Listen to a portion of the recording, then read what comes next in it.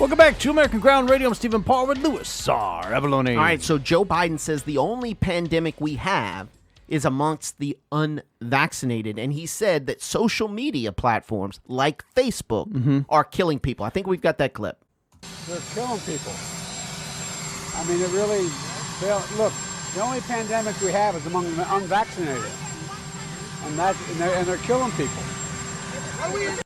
But that's not exactly true, because vaccines aren't 100% effective. Okay. So some people will be vulnerable to the virus even after receiving 2 shots, for example. There's some. It's a small number, but 5% in some cases can get the virus still after getting vaccinated. So Biden came out, said this outside the White House. Now we've got the CDC director, Rochelle Walensky.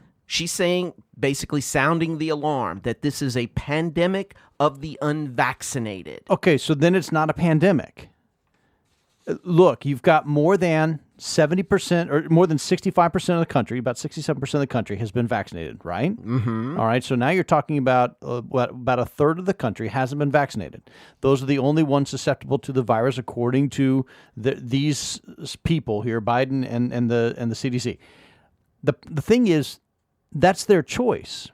There's nobody in America right now who has wanted to get the vaccine and has not been able to get the vaccine. And that is driving the left crazy, because they want to be able to control us. So if people don't want to get the vaccine, they're taking a calculated risk.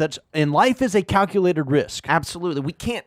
We were told we got to be safe. I mean, when are you ever safe? You're never fully safe. Life is a calculated risk. There are people who have decided this is the risk I'm going to take, and that's fine.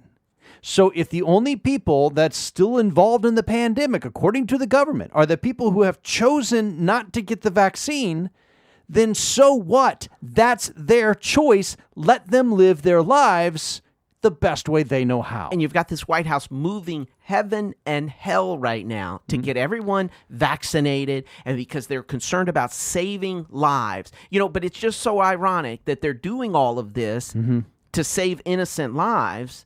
At the same time, they remain silent to the loss of the most innocent of lives among us, and that's the unborn, who don't have a choice. I mean, those to get are the vaccinated against abortion. Those are the ones that are dying, right, and are being killed by this administration. Right.